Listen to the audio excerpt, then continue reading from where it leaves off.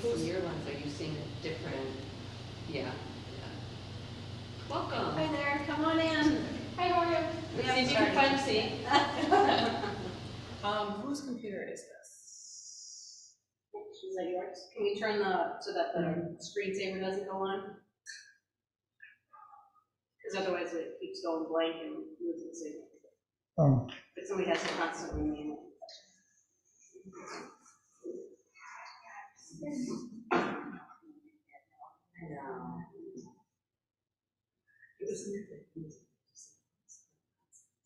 We were just up in East with my trip for a long time. And it was long, it was like 6, 7, 8 grand and then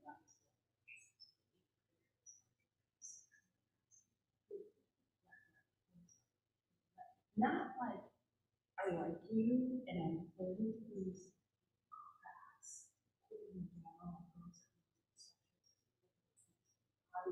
weird stuff. And so you can tell that they are operating in the truth. So we've been 8 players for a while and had some good conversations with the girls and then one of the male troopers had the boys. And we had them this is really it's the same truth. You know, they're so yeah. What they're saying, what they're saying on social media. Right. Highly sexual. Yes. And they're not doing violent. Yes. They're not to go to night grade. And what's normal? Right. That's the thing. Is what's normal. Yep. Oh, I know the mom called me. Just it's disrespect. It's just cool. I was in the middle of the night. I don't know what's going on. It's the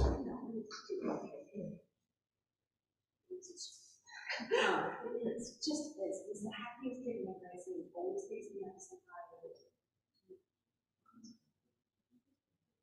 It's okay, I get that. You know what? Having a day of work break, so they have service suspension, yes, it's school suspension. They have I like it. Right. Because that's another problem. Yeah. And that's right. All right.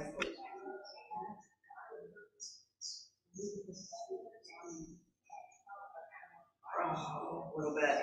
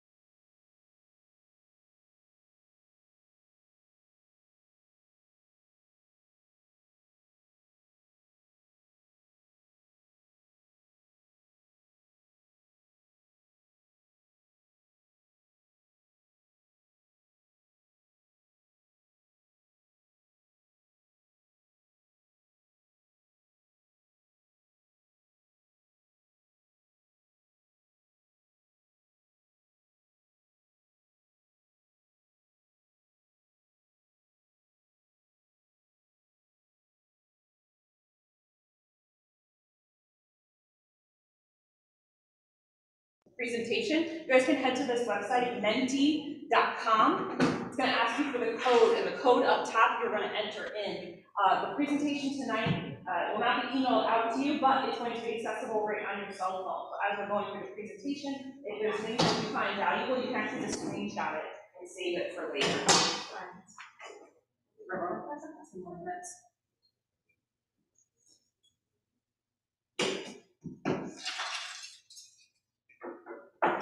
Just wondering, you might be getting an invitation from one of our schools, to do a welcome to school protocol, where we have community members, you know, our teams, parents, and staff members, there's a protocol, we've been on one team, we were looking at the facility, or communication, or everything for school. Okay. So, I'll do that. All right. Thank you for that.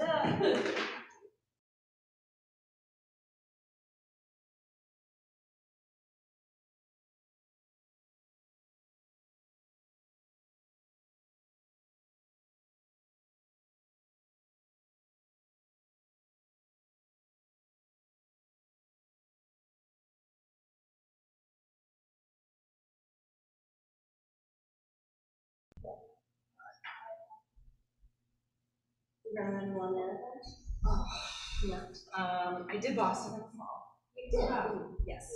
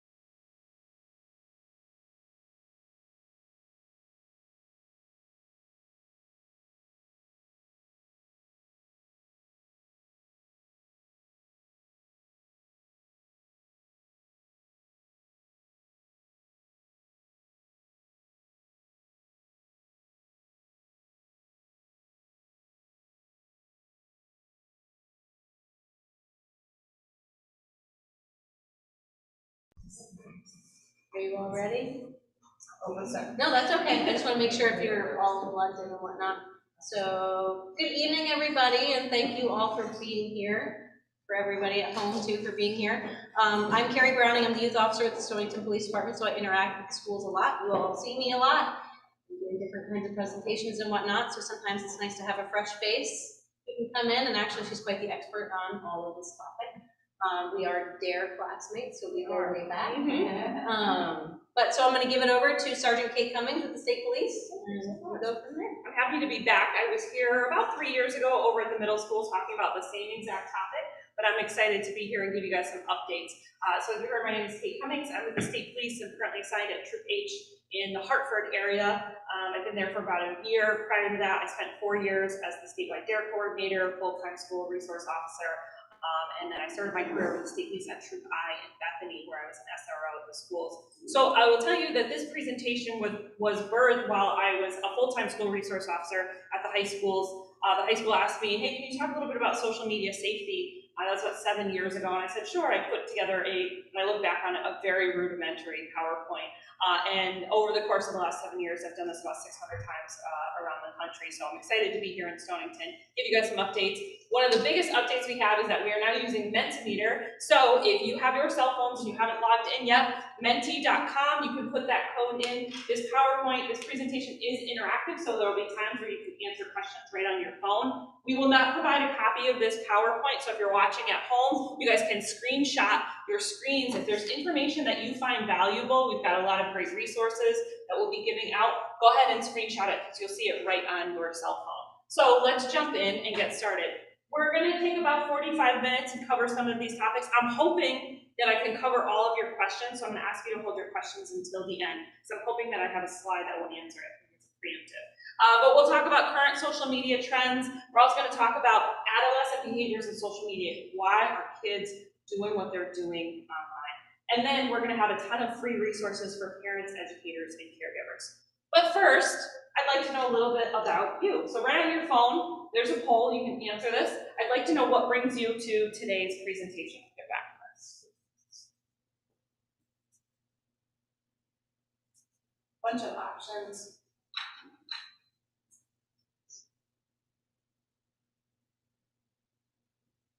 I like this. We got a little bit of everyone. We've got community, and I'll bet a bunch of you overlap, right? You might be an educator or an SRO, but you might also be a parent as well. And so we've got some nuggets of information for everyone. How would you describe your current knowledge of social media?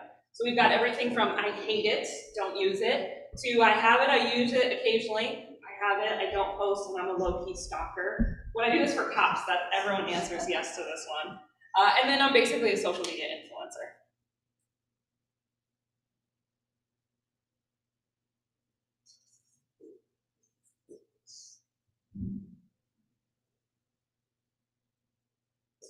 Okay, cool. So we've got kind of on this end where it's like, I don't like it, I don't use it, and I have it and I use it sparingly. And that works.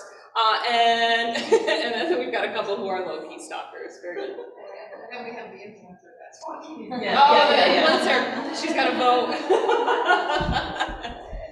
All right, so we got a lot more quizzes coming up, but I wanted to kind of go over some of the very basic social media trends that we're seeing kids utilize across the state of Connecticut. So we've got our big ones like Snapchat and Instagram, which we'll talk about later. We've got Visco, which is a photo app, Tumblr, Facebook, Twitter, AirDrop, House Party, YouTube, WhatsApp, Messenger, and then a couple of others. I want to highlight a few of these. We as adults, when we think about texting each other, right, typically what we're going to do is pull up the text message box, we type what we want, and we hit send. These are all web-based applications. Every single one of these has a direct messaging capability. So if we're searching our kids' phones, which yes, if your child is under 18 and you pay for the phone, Stonington PD, the state police, you get the blessing from us. You can and should be searching the phones periodically. And it's not that we don't trust our kids, but we want to ensure that they're engaging in safe and non-risky behaviors. And quite frankly, what most of us in this room, our parameters, right, for safe and appropriate are going to be very different than what kids find safe and appropriate. And that's just youth culture. So you should be searching the phones periodically, but we have to get out of the mentality of, okay, I should just check the text message box. because there's going to be lots of places where kids can be messaging each other back and forth. Every single one of these, right? If we're friends on Instagram, I can send you a direct message. If we're friends on Facebook, I can send you a message. And so kids can hide messages in all of these apps. A couple of other things I'd like to highlight. Roblox and Fortnite, still very popular with our middle school age students. There's a lot of other games that pop up. Again, the big takeaway, regardless of what the gaming app is that there's messaging capabilities. And so if your child, we hear this a lot from parents, oh, my kid's just playing Fortnite with his friends. Okay, you need to be going into that app, checking the messages. Who is this person you're messaging? Making rules such as you can only play against people you know in real life. Because unfortunately what we see is what starts off as a kid-friendly, kid-focused, kid-popular app, well, that's where predators go. Prior to my role with the state police, I was an adult probation officer for the state of Connecticut. I supervised high-risk sex offenders in the community. Unfortunately, even at that time, we were seeing that high-risk sex offenders were using, it's not driving around in creepy vans anymore. They have access to our kids right on the phones. And so where kids go, that's where predators go.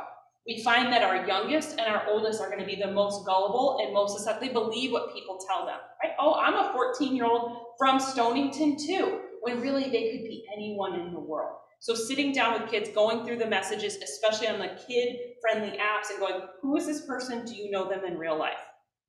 And then we've got Tinder, Grindr, and Bumble. These are location-based dating apps. You have to be 18 to download them. And what's both interesting and scary about these apps, even for adults, is that these are based on the location in your phone. So the map in your phone, as soon as you download it, it says, yep, we'd like to access your map so that you can find other users that are in the close proximity to you. We have seen an increased number of adolescents under the age of 18 downloading these apps and using them as hookup sites. We had an arrest not that recently in this area of the state where he believed he was in Groton. A 25-year-old met up with a 14-year-old and they met on one of these sites. And so this is one of those, we got to search through the phone, take a look at the apps. If we see any one of these, that's a big red flag. Right? We have to have a conversation about that. All right, so we've got a couple of quizzes. You guys can pick a little icon, test your knowledge. There we go, everyone. All right, so the faster you answer, the more points you can earn. What is currently the most used social media platform in the world? What is the most used social media platform?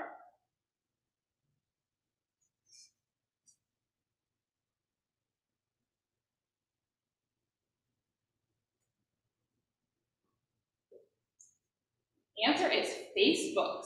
Still, yes. Wow. Over 3 billion users on Facebook. The influencer knew. Yep. Facebook's still the most popular. When we're talking worldwide, it absolutely has the largest footprint and going to have the biggest reach.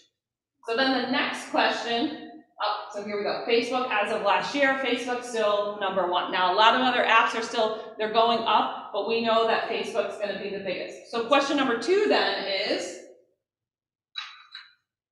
what is the most popular app for adolescents currently?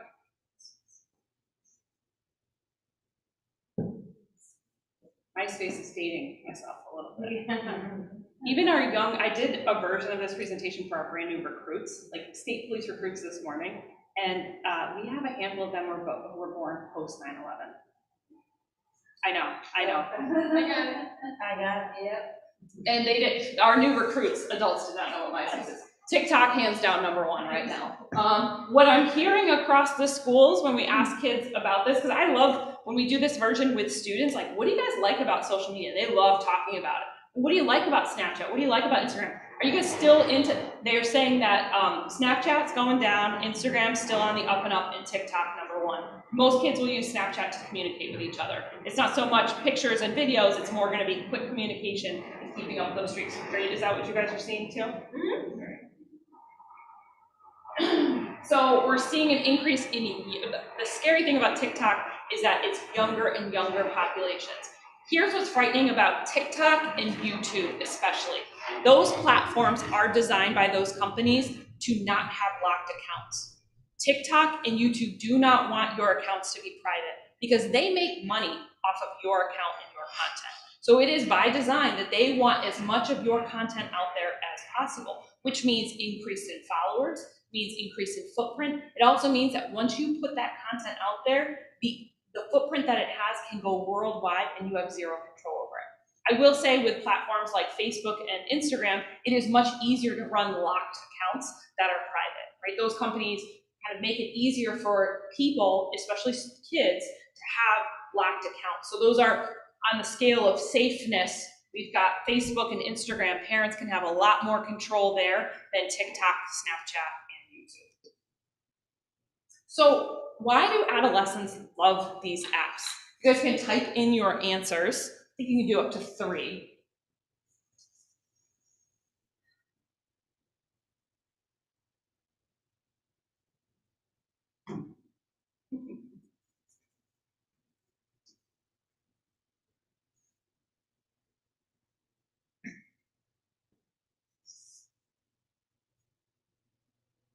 So as you answer, your answers appear on the screen.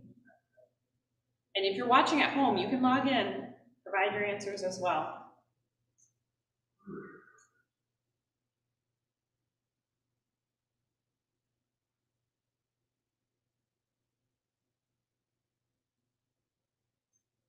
So the more people that answer similar type, have similar answers, the bigger the word is and the more centered it is.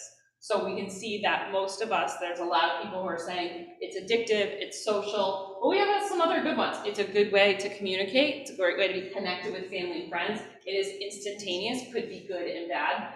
Connection, obviously coming out of the pandemic and distance learning, connection is going to be such a huge piece for kids. This was some of the only ways they were able to connect with their friends. And so then what does that look like with reintegration? Being back in person. They're missing out on a lot of social cues that they didn't see here, face to face, because they were busy doing this. And how easy is it to misread some cues when it's via text or via Snapchat or on TikTok? So when we ask this question, and I can tell you whether it's in this part of the state, whether it's in Greenwich, Thompson, North Canaan, when we ask students anywhere from 5th grade to high school, what do you like about social media? We tend to hear the same things over and over. Like, youth are youth, and their behaviors really don't change across demographics. And what we hear is they like it because they've got things like filters, makes them look better, they can communicate with family and friends, see what other people are doing, they get their news from there. I hear that a lot. Educators are like, yikes. But that's where they're getting their information. I can be famous, everyone's on their collection of followers. The thing we hear over and over is control. The fact that they feel that they can control their image, they can control the way they look, or they can control what other people think about them. We've been hearing a lot more, not just from our girls, but our boys too, about control of body image is very, very important. We'll talk more about that later. We'll also talk about collection of followers in a minute too. So there's 5 trends in 2022 I'd like to highlight for you guys. And we'll talk a little bit about some concerns we've seen in schools and in communities, and I think things that will ramp up as we come back into the school year. Oh, somebody just gave me a like. So over on the corner, you guys can actually don't tap. Thank you. Keeping people engaged. All right, so the first concern we have is money. Money and social media. A big drive behind why TikTok wants your account to be open and unlocked is because it's all about making money. Not only does TikTok as a company make money, but this is a place for influencers, people with very large social media footprints to make money as well. And you say, well, what kind of money are we talking about? Currently, in the state of Connecticut, I can tell you there are 5 children of Connecticut state troopers. There's 900 troopers in the state. 5 kids of troopers are social media influencers. 5 of them are making $30,000 a month each on their social media platforms, specifically TikTok. Now, that's just the Connecticut State Police. Now, when we look at a bigger scope of Connecticut's population, I would venture to guess for adolescents under the age of 18, there's probably a couple thousand making $5,000, $10,000, $15,000 a month on their TikTok. Kids are seeing it. Why? I mean, what are we doing wrong? I'm looking at my educator friends, like, we're all of it. It is no wonder kids are driven to these apps and want the exposure, because they're exposed to the fact that they can make boku bucks. The biggest influence on this is this girl, Charlie. Now, if you have an adolescent, you can go home. Do you know who Charlie is? My friend over here? All right, very good. So I bet you can go home if your child is even exposed to TikTok and they don't have an account. Ask about Charlie. This is Charlie D'Amelio. She is the most followed person on TikTok. She has over I think 1 billion followers, something outrageous. She is from Connecticut.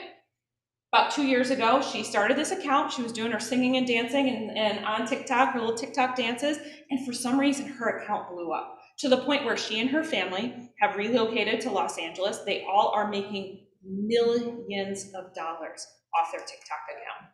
So the fact that she happens to be from Connecticut, you better believe our youth are going, well, if she can do it, right? And on her TikTok, it's fancy cars and a big house, and she's hanging out with celebrities, and there's TikTok influencer homes that they all live together. That is it's not just I can be a famous athlete, not just I can be a famous musician, but now it's, well, I can be an influencer and make big bucks, and they're not wrong. But here's the problem. How do people become influencers? They have to constantly top themselves. So whether it's high-risk behavior, right, they're engaging in high-risk behavior and recording it and putting it on their accounts, or they're becoming hypersexualized. How can they push the envelope? If your child is on any one of these platforms, ask them, who's your favorite person to follow? And then go to that influencer's page and take a look at some of their content. Now, someone like Charlie D'Amelio, I think she's 18 now. She's tall and lean, and she's got a great set of abs, and she's very attractive, and she's got a lot of money. And she kind of represents like traditional white beauty and almost an unattainable beauty because she's already gotten Botox, she's got these washboard abs. And so I believe that kids are looking at that and feeling this pressure to look and act like that. Some of the other issues that we've seen are viral challenges. And I'm sure my educator friends I'm getting the amens to this one. Unfortunately, what takes seconds to send or seconds to post takes hours, if not days, for us to unravel who did what and who got sent to it. Whether it's an education issue, people are looking at discipline, or when it gets to our place and we're starting to talk about criminal investigations. Seconds for somebody to send takes infinitely more for us to investigate. And so what happens is we've seen this, and it pops up from time to time. Anything from the milk crate challenge, right? Where people were stacking milk crates to see how many high they could get. Starts off pretty innocuous, but now we got kids falling off milk crates, breaking their arms. Then we've got the more serious ones like, I'm dating myself a little bit, but when somebody used to scratch into the desk that there was a bomb in the school, right? That was a pretty isolated incident. We might do a bomb, an evacuation, but now what kids are doing is spreading it like wildfire on social media, and it becomes incredibly challenging to contain. I also think that kids don't understand the consequences and like the repercussions of how quickly that spreads. And most of the time, when those pictures and videos of guns or threats get forwarded, it's not even originating from Stonington, right? It could be coming from anywhere, but we have to take caution, and we've got to proceed with, all right, let's evacuate, and it's cutting into the educational process of our kids.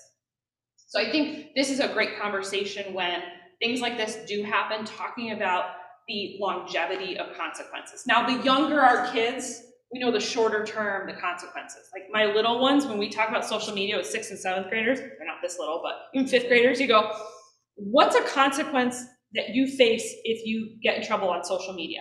5th and 6th graders go, my phone gets taken away, right? Because that's that immediate short-term consequence. When we start to get older, right, upper high school, even college, hey, what impact does negative social media have on you? I might not get a job, I might not get into the military, I might not get into college. So we try and focus the consequences on age appropriateness and understanding that the younger they are, yes, you're right, you might get your phone taken away. Now to us, that doesn't seem like a big consequence, but to a 10-year-old, that's huge.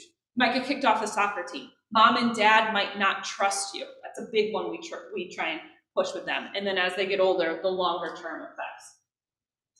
Another big trend we see for 2020 is the use of anonymous apps.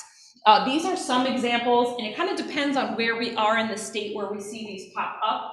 After school was very popular down on the shoreline a few years ago. I haven't seen it in a while, but things like Whisper, Omegle, Burn Book is in reference to Mean Girls. So the concept of this is it's a digital version. So you create a book for your school in the app, and then you can put someone's name on the page. And then anyone who goes in the app can anonymously write whatever they want. We can see when we add adolescence, social media, and anonymity, that's when we get the makings of cyberbullying, because there's no real sense of consequence if nobody knows who's posting it. And then things get nasty really, really fast. It makes it very challenging for us to intervene as well. Again, this is we're searching the phone. Let's take a look. Right before the pandemic, I did this presentation in Ellington. We talked about some of these apps, specifically Whisper. So I said to the parents, I'm like, hey, you got to go through the phones, just check and look for these and ask, well, who are you talking to? Where are you posting? These are really like high risk apps for adolescents to be on. And I would go so far as to say these are no-nos.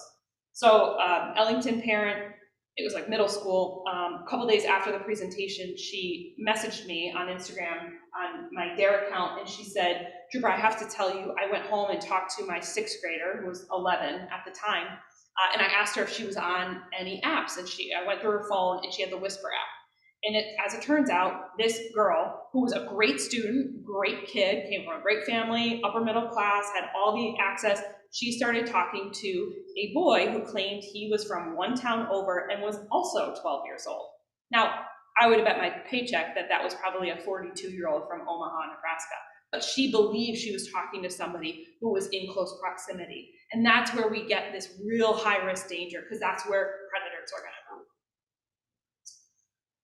to go. Another trend we are seeing is, and something that the kids want to talk about, is cancel culture.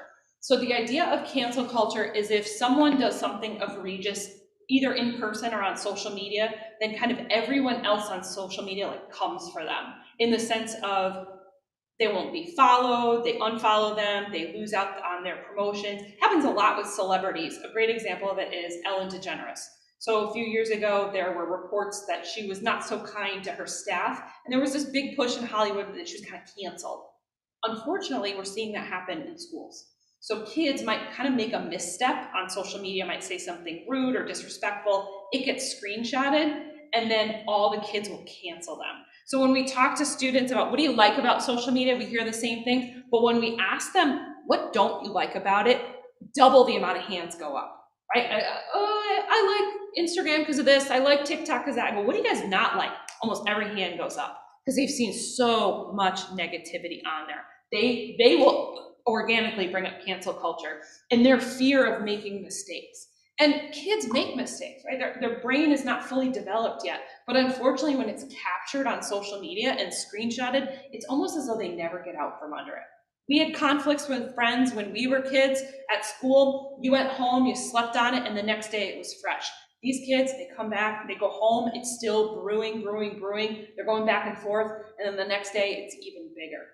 So having that conversation of, hey, do you see people being canceled? What are some of the behaviors you see that are being canceled? And a lot of times it's under the veil of, I was at a school recently, and it was a predominantly white school in Connecticut, and a 7th grade boy used the N-word on his Instagram. I think he was quoting a song, and I'm not justifying it, but somebody screenshotted it, and then all the kids canceled him.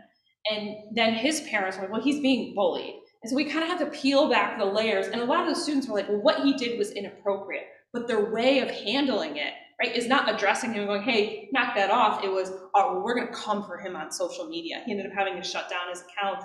It created such chaos in that school.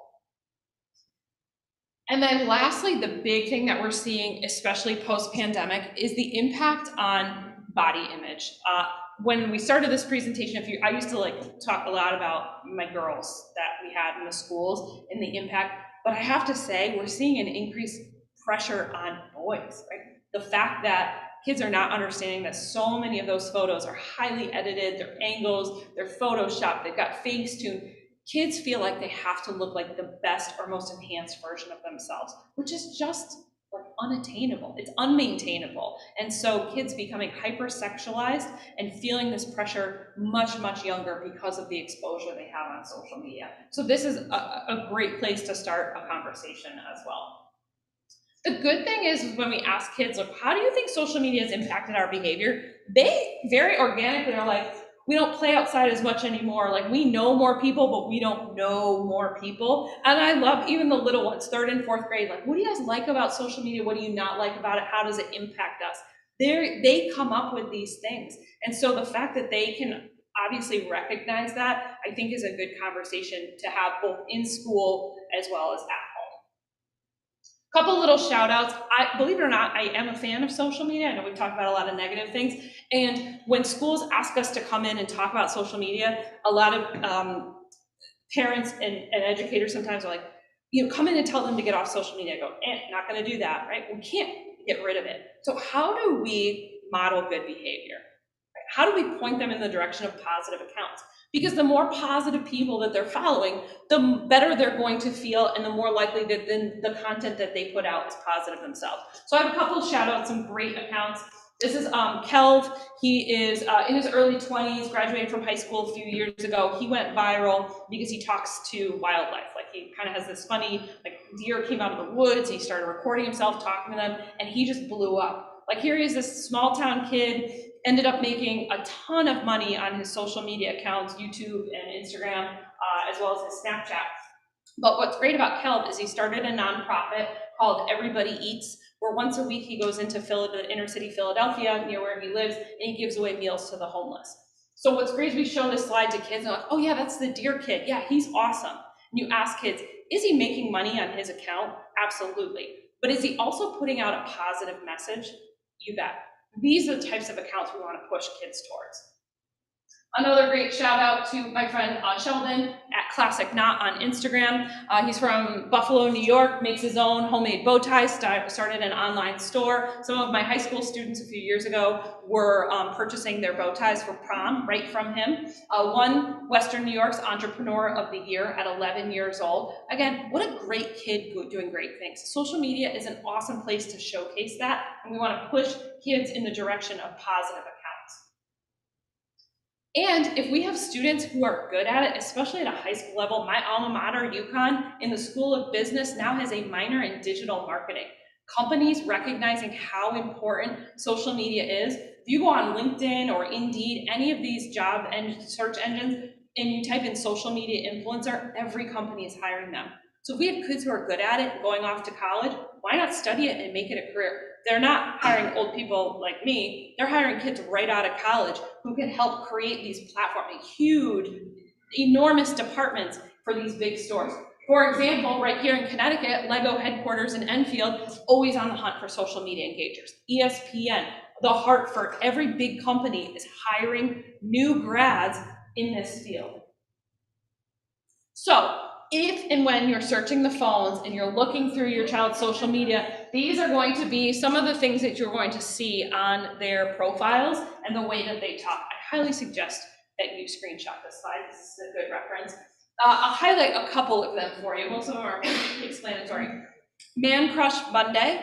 So on Mondays, I'm going to post a picture of my guy. And the caption is just going to say, #MCM. It means I'm shouting him out, right? I'm letting everyone know that's my dude. And on Wednesday, for Woman Crush Wednesday, he better post a picture of me with the #WCW. That's his way of letting everyone know, okay, that's my girl. We kind of claim each other. TBT and FBF just means that it's a picture from the past. Could be an hour ago, a week ago, a month ago, a year ago. FYP, very popular on TikTok especially. The FYP is your algorithm. So the more that you watch on TikTok, it starts to understand what it is you like and what type of content you're looking at. So like my content on my personal TikTok is mostly like running, dogs, funny videos, like, because that's what when it scrolls through, that's what I stop and watch for just like a millisecond more than other things. So if you're looking at negative content or aggressive content, well, that's what's going to be pushed. Hypersexualized, then that's what's going to get pushed on your FYP. A couple of other, do you guys know what BDE means? Do you know this one? So I did this presentation for 8th graders. This was pre-pandemic. It was the last week of school. I'll tell you a quick story. It was in this part of the state. It was a very small school, and the principal at the middle school, I taught DARE there, she called me and she was like, we are having a problem. The 8th graders, there's probably 12, no, there's like 20 in that grade, but they'd gotten into like a sexting issue among the 8th grade. She goes, can you come in and talk to them about sexting? I go, I would love nothing more than to talk to 8th graders the last week of the school year. I'm sure they would love to hear from the state trooper about sexting. So I go in, principal starts to introduce me, and I feel like I'm usually pretty good at engaging the kids. And so we're in the library, and there's a group of girls in the back corner, and they're like sucking their teeth and just being openly disrespectful to the principal. So I stop her. I go, you know what? You guys in the back, I said, I don't have time for this. I was like, I shut it down. And then you could see them all kind of go, and I'm like, well, that's clearly the group that were sexting. But I was like, all right, I'm gonna work to get them, I'm gonna get them back, right? So throughout the presentation, I'm talking, and you could see them go from like this to this, and then they're like raising their hand, they're interacting. So at the end, they come up to me like, Trooper, can we take a picture? I said, absolutely, I'll put it on Instagram. And the principal's like, come on, girls, you gotta go back to class. So this one girl, I'm in full uniform, she turns to me, she goes, you know what, Trooper, you got some serious BDE. And I went, thank you. And then I Googled it because I didn't know what it meant. BDE stands for Big Dick Energy. It's a compliment, right? And so the kids will use that phrase a lot on social media, and really all it means is like you carry yourself with confidence. And so the kids will say, oh, that's a BDE move, or like that's a Big Dick Energy, BDE, oh, you're making moves. And it's used for both boys and girls. And if you Google BDE, the #1 person, according to Google, with BDE is Rihanna. I was like, okay, that vibes. Your response was appropriate. Yeah, yeah. But I was like, I'm so glad the 8th graders feel comfortable enough telling a fully uniformed state trooper this.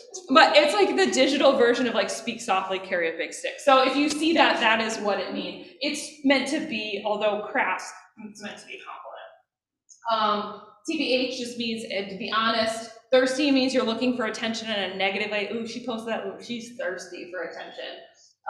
Cap means you're lying. No cap means you're not lying. So if you see the baseball cap emoji, that means that, oh, like, so if somebody posts a picture and maybe it's highly edited and then somebody comments the cap, that means the commenter is calling the person out for posting the picture. Or you hear that a lot, like cap or no, oh, no cap. Oh, I mean, that's legit.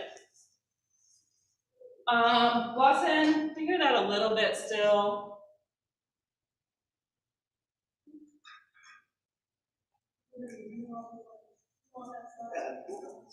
How do you learn it? Like, how do you say it? Yeah, that's the part I'm showing her. How do you know that stuff? Just from being on social media, figuring it out. We're gonna take a quick pause.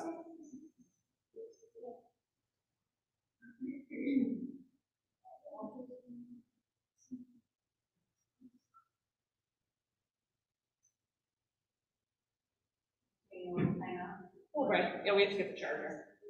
Oh.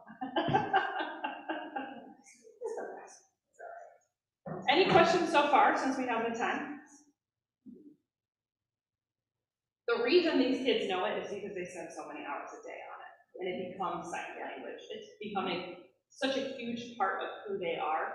And we'll see, and I don't mean to step on my educator toes, but I can tell you, right now my role as a sergeant is I'm the field training officer supervisor, so I review all the reports for new troopers at our troop, and they write like they talk, which is how they text, which is what they put on social media. And so I've had to say to a couple brand new cops, you cannot, this is an official police report, you cannot say cap in a police report. That is not appropriate, it's not professional, it means nothing in the real world. But we're gonna see an increase, and I'm sure, oh, in the classroom it must be, they write the way that they text or talk out loud. But it's like, it's the same with adults too. I think besides myself, I've seen other people too, like when I'm texting very quickly, I'm not texting complete sentences, complete words, and it's the same thing with your, it's quicker. Yeah. And I say to my teenagers that, you know, you need to know when you're communicating with somebody, when you're writing something, it needs to be correct English, it needs to be, you know, punctuation, don't have to do any of that. Emails are, no reading. Everything. But this is instant gratification for that. Yep. I mean, the gals you had on the screen, I remember 2 years ago, I was asking one of my daughters, like, you follow her? Oh, yeah, Charlie, yeah. And I said, well, and they pulled up the account, this was, again, 2 years ago, and I'm watching it, and I looked at her, and I go, I don't get it. I know, yeah. I don't get it. She's like, there's nothing to get, Mom. And I said, but she's dancing in her bedroom, and it's not even provocative at all. Like, there was nothing, this was 2 years ago. She wasn't dressing, I mean, you may have saw her navel, but she wasn't provocative, it wasn't sexualized, she was just dancing. And I kept saying, like, what is the attraction? They can't even put their Now, the backside to that is the parents are loaded. Yes. And, you know, also helped along the way too. Yes. But nothing, I expected to see a very sexualized preteen with nothing on, and I was like, I still don't get it. I mean, what is the attraction? Now, the other one, Addison Rae, that's a whole different story. Yep. I mean, completely different social media platforms and what they do and how they present their bodies and themselves. But the other one, I don't understand. And I think that's why there's so much appeal with Charlie, because it's almost like attainable. Exactly. It's middle America sees themselves. She's kind of like an ideal for most white girls, like what they. But baggy pants, baggy jeans, baggy sweatshirt, maybe single belly button on occasion. And I was, where the other one was, and you understood why. Yeah, what? I agree. All right, cool, thank you, sir, appreciate that. A couple of other ones, period just means facts, and that means truth, it's just a play on the word period. Again, I see the word period in official police reports, and I like driving at my desk. This is terrible. But we run a youth week program in the summer, like 1 week, during the summer, it's juniors going into their senior year, and when I worked with the academy staff, we'd all be like, oh gosh, it's such a hard week as teenagers living in our academy, but it was important for a lot of reasons, for them, the lessons they learned, and for us, it was important because that was a barometer for what our recruits would be doing in 4 years. And so, sure enough, what we saw 4 years ago is now what our brand new troopers are doing, so interesting. Simp, this is important, especially as we come into September. Simp is guys who are suckers for girls. So guys will go out of their boys and will simp for a girl means they'll kind of bend over backwards. September is No Simp September, so you will hear that a lot in the schools, and they'll post about it. It's like boys solidarity, like don't be a sucker for these girls. But what ends up happening is that boys get like super rude and openly disrespectful because it becomes this like movement of like male solidarity. And then sus just means suspicious. So let's talk about this really quick. This is Megan Thee Stallion and Cardi B. They had a song last year called WAP, and if you don't know what it stands for, I suggest you Google it. Why this is important is because this song became incredibly popular on TikTok, and it was the unedited version. So if you're listening to the song on the radio, obviously it's highly edited, although the context of the song is highly sexualized. But then it became popular on TikTok. There was a dance associated with it. So we saw very, very young kids, oh, my kid's on TikTok, it's fun, it's no big deal. But they're singing the lyrics to this song. And not only were they singing the lyrics to this song, when I was doing some presentations last year, this was like at the height of its popularity, little like elementary, I'm like, you guys know, what's your favorite like TikTok dance to do? And they're like, wow. I went, oh. They knew not just what it stood for, but they got the context, like what that meant and what that meant to like a woman's body. You guys are 9 and 10 years old. This is crazy to me. And it's because TikTok put it in their face and it became cool for them to do this dance and they were hearing the lyrics over and over. All right, so when you're checking phones, especially checking messages, you're gonna see some of these cartoon emojis throughout conversations. A lot of them have a double entendre. So if you see in a text conversation, you see one of these two up on that top line. Any idea what that means? These two, the coffin or the skulls. Anyone know what that means? It means something's funny. I'm dying laughing. Yep. So, not to be worried, or you don't have to panic, but that's typically what it means. You send me something funny, I'm not going to say that's so funny or even LOL, I'm just going to send you the coffin. It just means I'm dying laughing. The second line we see is all phallic looking. Eggplant, most popular, typically talking about male genitalia. The third line, we're talking about female genitalia. This combination where they're asking for or offering oral sex. I think it's fair to say kids nowadays hypersexualize and desensitize to a lot of the behaviors. And when we're doing it in a cartoon fashion, right, it still feels very childlike, although the acts in which we are offering or asking for are very adult-like. So the 100 or the fire just means that something's cool, hot. And then the kids say, they don't say duh bomb anymore, it's just things are so bomb. So funny story, I was one town over teaching DARE in North Stonington. And this was a few years ago, I was at the middle school, and I taught DARE like 7 classes back to back to back. And I'm walking out to my car at the end of the day, the principal comes over and goes, Trooper, I think we need to call the bomb squad. And I was like, please tell me why you think that. Like, what information do you have? Shows me a student's phone. There had been a fight, student had recorded it. Principal grabs the phone, they're going through the text conversations, and he sees this and was like, pure panic mode. Then looking at the context of what he was talking about, the kid was just talking about something being awesome, like, oh, that's so bomb. Like, my mom's cooking is so bomb. I was like, if there's ever a reason to have an officer embedded in the schools to be like a police consultant, yeah, because had he just called 911 and gone, we need the bomb squad, we would have come lights and sirens, yeah, and then gone, okay, this was a false alarm, yeah. I also highly suggest screenshotting this slide. This is from our friends at the BART app. A lot of other kind of great explanations on what some of these cartoon emojis. We see, like this one, the little chili pepper, if the conversation is getting risque or asking for a risque photo, so just send the chili pepper, and my kids know what that means.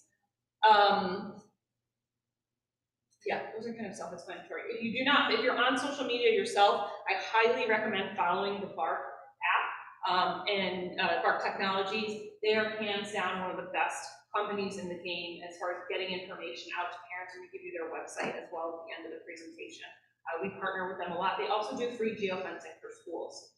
So if you go to their website, they have awesome, I can't speak highly enough about this company. So Instagram is an online photo album, works in a couple of different ways. You can post to your story, you can also post to your news feed, and then we have that direct message capability. So again, opening up the Instagram app, looking to see who they're messaging back and forth. Big trend we see is kids run multiple accounts on every platform, but especially Instagram. And so kids will run a locked private account with some of their closest family and friends, and then they'll also have an open unlocked account. And they're putting different content on both. So how do you know if your kid has multiple Instagram accounts? Open up the Instagram app. You're going to see right here, there's a little up caret. If you click on that, it will give you a drop-down menu. These are all of the accounts that are logged into on the phone. You can click back and forth. Probably a good indicator that one of those are a Finsta or a fake account. We also hear them called spam accounts or Hollywood accounts. Those are all interchangeable. It just means it's kind of like their throwaway, their dummy account. Snapchat, still very popular for communication, especially sending quick messages back and forth. The concept is that I, the sender, get to determine the amount of time in seconds. You, the viewer, get to view that picture, video, or text message, and then it disappears. Kids still very much convinced that it will disappear, but we know that there are lots of ways that that information will be saved. In addition to that concept, like the idea of disappearing or anonymous is associated with high-risk behavior. They're more likely to do high-risk things if they feel that nobody can see it again or it disappears, even though it doesn't. There's going to be a record of it. But there's a lot of other things that are problematic about Snapchat. So one issue we had recently, a parent reached out to me because her daughter, who was like 10, received an unsolicited dick pic on Snapchat. And it came from an account they had no idea where it came from. The reason for that is because Snapchat is the default setting. When you set up your accounts, anyone can snap you. Anyone can send you a photo. So you have to go, if you are going to allow your child Snapchat, you need to go into the settings and make sure that the contact me is not everyone, but it's my friends only. Again, Snapchat, very, very challenging for parents to have a lot of control over, but this is going to be one way where you can control, yep, it's only going to be their friends. Another high-risk aspect of Snapchat is that kids can take and store photos right within the app. So again, as adults, when we go to take a picture, we usually pull up our camera on our phone, we hit the button, and it saves to our photo album. But there's lots of other places kids can take and store photos, one of which is Snapchat. So there's a tab within the app called My Eyes Only, and you need a passcode to get into it. This is a great place to store pictures and videos we don't want mom and dad to see. So opening up the app, if you see My Eyes Only, that means your child has activated it. It doesn't come automatically activated. We gotta have a conversation about that. The other concern, is that Snapchat pulls the location from the map in your phone in real time. So now, kids, this is, for example, the day it became active, this was like 3 years ago, I was working a road job. So let me play around with this for this presentation. So this is my little Bitmoji, she's the redhead in the cop uniform, and I'm standing on the highway because I was actually sitting in my cruiser doing a road job, and I turned it on to kind of play with it. Within 5 minutes of activating it, a friend texted me and she goes, "Oh, you're working a road job?" Because she could see in real time that I'm standing on the highway. Like super scary as a cop. As an adult, I don't want people knowing where I am. We can understand why this is super appealing for kids. So I share this now. I apologize for interrupting, because Carrie and I do this presentation every year to the high school. I share a story just like that when I ski with my girls and I'm going up the lift.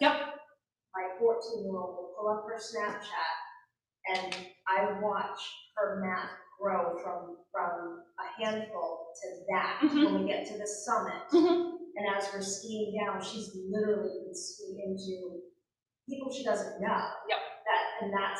That's where trouble leads. And it's incredible how quickly it happens, how it's there. And I say to the audience we're speaking to, you don't believe this, but this happens. And I say that to parents too. It's so true, and kids will just collect followers. Like, obviously, if your child has 4,000 followers on Instagram, they don't know 4,000 people. It's just about the numbers. Who can have the most amount of followers? And we're seeing this on Snapchat. So this is actually a DARE student of mine. He was 5th grade.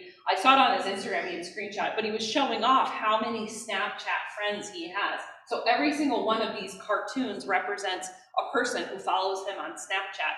Now, this 11-year-old from Eastern Connecticut does not know this many people. These are just straight up strangers that can message and reach out to him at any time. And unfortunately, if he opens it and it then disappears, it's going to be hard to watch the conversations that he's having with these people. So how do we turn this off? So again, we go into the settings. If you turn on the ghost mode, you can see there's a ghost over my face. I can still see where people are, but nobody can see me when the ghost mode is activated. So I wanted to share this. I'm not sure if I shared this last time. This came from Eastford, Connecticut, where I teach DARE. I taught DARE for 5th grade that year. It was a great school. It was a lot of fun. But the principal emailed me and said, "I have a problem. Can you please help me?" So this was taken off a student. This was her Snapchat. This is an example of one of these viral challenges that pops up from time to time. This is a sexually based challenge on Snapchat. So there's a list of challenges, and what the kids would do is screenshot these and then send it to somebody else. So I sent this to Officer Browning, and I put number 14 on it. I'm challenging her to send me a picture in her underwear. And so this was going around almost every single student at that school, 5th, 6th, 7th, and 8th grade, who had, the vast majority of them had Snapchat. That was a great school, but that year, the maturity level was like very low for whatever reason. And so we ended up doing a student presentation. We did one for the parents. The vast majority of the kids who had Snapchat had received this screenshot, and many of them had returned with the photo challenge. This is a huge reason why I believe that middle schoolers and younger do not have the emotional capacity for Snapchat. I'll say that again. I stand by that. 8 years of doing this presentation, not one parent has fought me on it, but most elementary and middle school students do not have the emotional maturity for this type of platform. Now, you as parents know your child best, but not much good has come from this platform, from our students. Holding off on Snapchat as long as possible is your best case. You will have more control on a platform like Facebook or Instagram. So a couple of websites and then we'll wrap it up. If you do feel that your child is being bullied, stopbullying.gov has really great resources for parents, how to document, how to screenshot, and then who to contact. The biggest thing we see, both education and the police side, is that when kids get bullied, they oftentimes will react and engage back with that bully. So then it becomes very challenging for us to identify like who's the primary bullier. And that's hard to tell kids, like, hey, don't respond. That's hard to let that roll off their back when it's constant, but it makes it so much easier for us to provide intervention and discipline to the one who's pushing the bullying. Another great website is commonsensemedia.org. Free resources for parents, including message boards. And they have a tab for grandparents, which I think is the best thing that they have. So for grandparents raising grandchildren, man, it's tough enough for parents, and then for grandparents to be doing it a second time with this, it's a place for people to come together, parents to message back and forth, hey, do you know anything about this app, or this game, or this movie, do we think this is kid appropriate, and they review lots of different apps that are out there, tech-based, for parents to read. They also have a free online safety contract, so if you're giving your child a device for the first time, you as parent get to sit down with kid and go, okay, let's come up with some rules and parameters and what the consequences are. Even if it's a school-based laptop, they're getting a Chromebook to take home, okay, well, you and I are gonna sit down, we're going to agree to these things, you sign, I sign, so that if there's an issue down the line, you can go, we reviewed this, you signed it, you agreed to this, and this was the consequence associated with this violation. A resource definitely for educators as well. This is the FBI Safe Online Surfing. It's a free game. It goes from 3rd to 8th grades. We use it with our younger kids. Huge, using in lieu of an arrest. Youth officers, school resource officers, the last thing last case scenario is arresting kids. That's the antithesis of what we want to do. We are embedded in schools to help provide solutions, identify high-risk behaviors, and give them tools so they don't engage in that behavior in the future. And so a lot of times when schools call us and say, hey, we're having an issue, we will have the kids play this game, they meet with us, we document it, and this is all in lieu of, because arresting kids for stuff like this doesn't change the behavior, it doesn't make victims whole. We want to arm them with the tools so they don't make these mistakes in the future. As I mentioned, the BARC app and the BARC website, and fantastic resources for parents. They also offer monitoring on cell phones. I think it's about $10 a month. There's a bunch of different plans if you wanted to monitor your child's phone. That should be one piece of the pie, right? Communication, the element of control, as well as monitoring. So there's some things that we should never provide on our personal social media, and this feels kind of dated because everybody's putting this information out there. We all have a digital tattoo. But what's funny is when we ask kids, what shouldn't you put on your social media? They'll start, my name, where I live, my mom's credit card, my social security, where I go to school, my teachers. They list all of these things, but yet they continue to put all this out. The biggest way they put their information out there is their usernames or handles on social media. Because most of the time, their @ on Instagram, like their handle, will be their first and last name. Or let's say they add numbers. Humans are creatures of habit. What do we typically use? Our birthdays, right? So if I'm Kate 123, Kate Cummings 123, my first name's Kate, my last name's Cummings, my birthday is January 23rd. And most likely, that's how hackers get into our information, but more importantly, that's how people can kind of figure out who you are. The other thing to know is that your profile on Instagram is public, even if your account is private. So we see a lot of kids in their Instagram profile will put something like Kate SHS 2022, and so might be identifying what school I go to. So we love that kids are doing school pride, but what we suggest is using like the map, like what's the mascot for the high school? Bear? Yeah, so putting the bear 2022, like you're still showing school pride without revealing I go to Stonington High School. I got a few more slides for you and we'll wrap up. Can you spot the calculator that came with the phone? All of these are functional calculators, but only one was issued with the phone, the rest were downloaded. Which ones?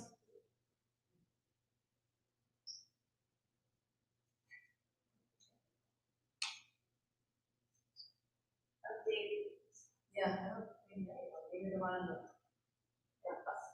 second to last one. This is the old version, yep, so this is the one that came with the phone. The rest of these have been downloaded. You can see some of them say My Calculator Plus, CalcLock, My Calculator. All of these work, they're all functioning calculators. However, when you put in a secret code, they open up to secret photo vaults, video vaults, or internet browsers.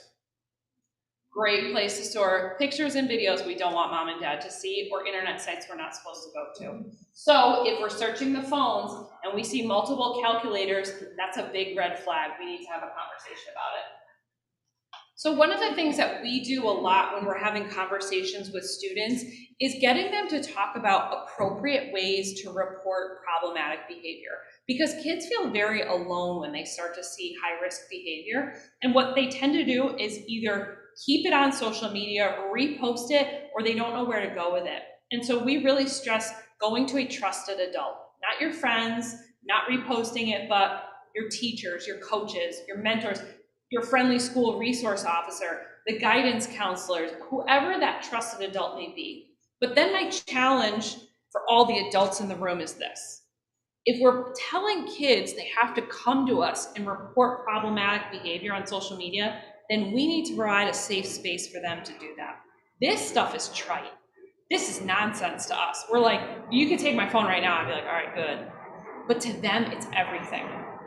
And so if we dismiss what they think is important, they're not going to report it to us. So especially in our roles at the schools, but certainly for parents. If we're telling kids, hey, you need to tell a trusted adult that someone's going to hurt themselves or somebody's engaging in high-risk behavior, they come to us, we don't give them the space to talk about it, they're not going to report it anymore. I just have to give a shout out to the school resource officers, both here in Connecticut and across the nation. I won't get too much on my soapbox, however, there are some legislators in our state who are working towards permanently and putting it into law, permanently removing all school resource officers from every school in Connecticut. We are here as servants to you. We care about our kids. We want to see them safe. We work alongside our educators. In addition to working in person, we have a whole host of SROs across the state who run public social media accounts, not just connecting with kids face to face, meeting them where they're at online, modeling good behavior, and being a resource for them. So I just gotta give a shout out to all the other people doing the work, like Officer Browning. It's not easy day in and day out. So last question for you guys. What is your biggest takeaway from today's presentation? If you wouldn't mind sharing with me some of your thoughts.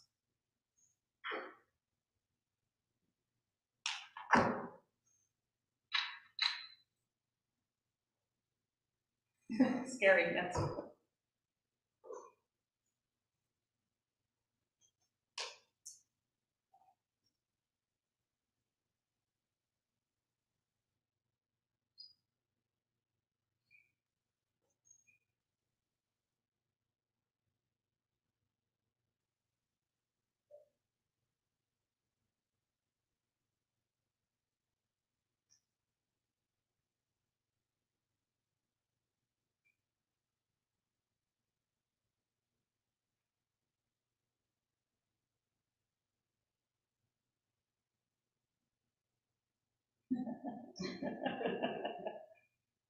Do they still make flip phones?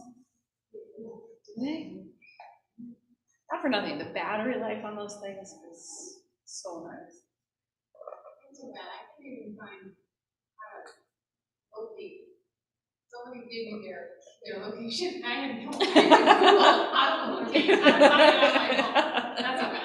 Yeah. Yeah, a lot of parents feel like they're very alone and behind the times. And quite honestly, the only reason like we know this stuff is because like I ask the kids. This is from the mouths of babes. This is not, I'm not doing a whole lot of research other than sitting down with kids. And usually when we do student presentations, I ask the contact, I'm like, can I get a focus group before or after? Like I'll bring pizza in and I want to talk, like pick, and it could be any of the students, whether they're you know, the leaders of the school, or maybe they're really popular on social media, maybe it's the athletes or the band kids, just like a conglomerate, because I just love hearing what they have to say. And then I just bite off of what I just regurgitate it to you guys and kind of share all the insight that they have. So thank you for sharing some of your takeaways. Absolutely, you can contact. Any questions? What questions do you have for me? You're going to shout them out since it's kind of a small group, or if you feel more comfortable asking them up on the screen. Any questions? Yeah, I'm gonna ask you a question that I ask a lot. I ask a lot of parents, like, what apps do you recommend to monitor my child's phone? And I like Bark technologies. Mm-hmm.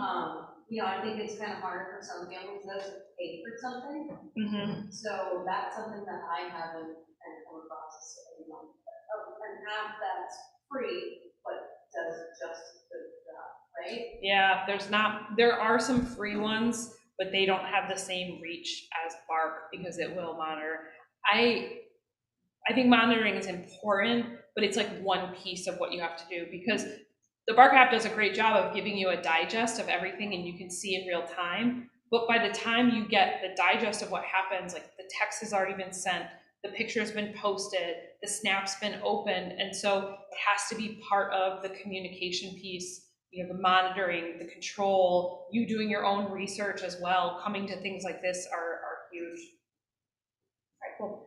If you guys would like to screenshot this, this is the list of all the websites provided in today's presentation. Some resources for you guys. If you have questions, you can follow the Connecticut State Police on Twitter, Instagram, Facebook, and YouTube. You can follow Stonington PD on Facebook and Instagram as well. My contact information is up there. You can follow me at CTV Trooper as well. Almost at 10,000 followers, which I know doesn't. What's up? Yeah. It's not impressive to a room full of adults, but that gets me a lot of street cred when I do some presentation. They suddenly go from like, what does this old lady trooper know about social media, to like, can I get a shout out? I'm like, yes, you can. Yeah, we'll take a selfie. So I really appreciate you guys all taking the time. I know how busy life is, especially at this time of the year, and I hope you all have a very safe, healthy rest of the school year. That's it. Thank you, everybody, for being here. Thank you, everyone watching.